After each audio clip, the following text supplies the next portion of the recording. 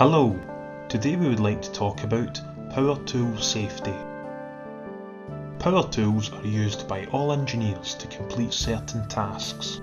Whilst power tools are very effective, they are undoubtedly more dangerous to use than hand tools. As such, we need to ensure that we use these tools safely and in the correct manner. Before using power tools, there are a number of steps which must be followed. As with any work activity, you must always ensure that you have your standard PPE fitted before starting. You must also remove any items of jewellery and store them in a secure place. The use of power tools introduces additional hazards which cannot be avoided. For example, there is a higher risk of being struck in the face or eyes, increased noise levels, and exposure to vibration, to name a few. As such, additional and more substantial PPE is required.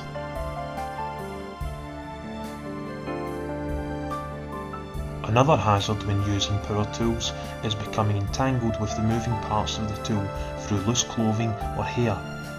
You must therefore ensure that these items are removed or tucked away before starting. Power tools are subject to portable appliance testing, better known as PAT testing. Before starting, you must ensure that your tools are within current PAT test.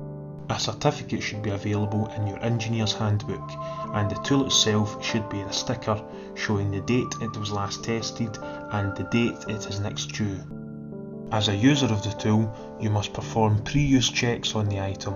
Begin by checking for general damage to the power tool. Check the full length of the cable for signs of cuts, abrasions or bare wiring. You must also remove any knots that you find. Pay particular attention to the plug, ensuring that the cable is tight going into the plug and the plug itself is free from damage or defects.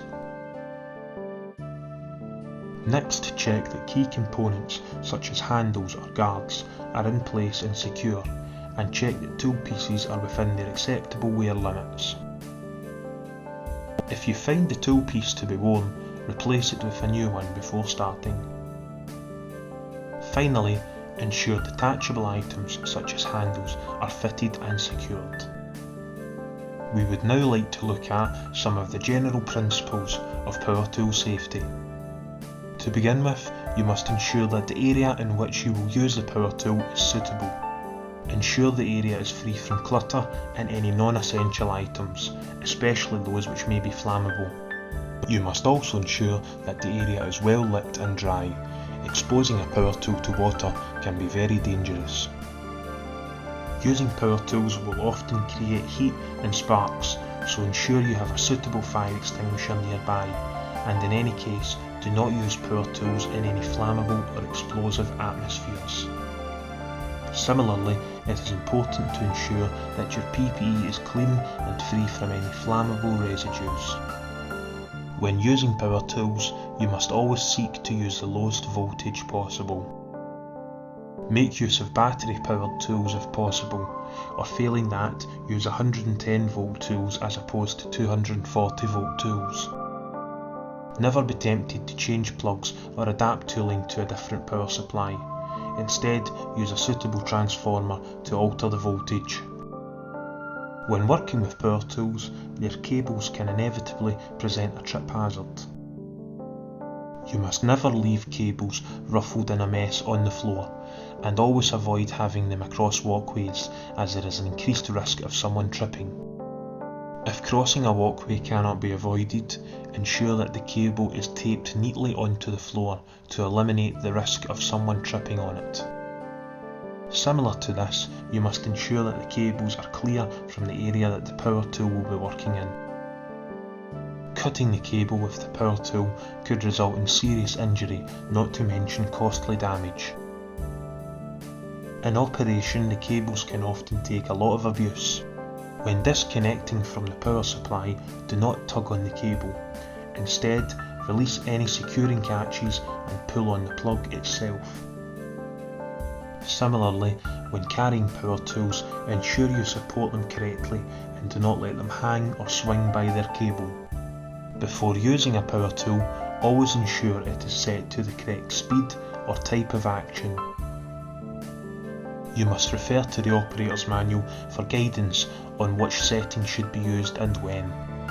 Similarly, you must use the correct toolpiece for the job in hand and ensure it is compatible with the power tool being used. Again, you must refer to the manufacturer's manual for guidance on which tool pieces can be used. Using the incorrect settings or toolpiece can result in the power tool jamming, which can injure the user. If you're making any adjustments or changing tool pieces, always ensure that the power tool has come to a complete stop and that you disconnect it from the power supply before doing so. Finally, it is important to remember that you must never use a power tool on items which are unsecured. Doing this can result in serious injury through the power tool or subject piece slipping and making contact with the user. If items are not naturally secured, ensure that you secure them in a vise before starting. That concludes our presentation.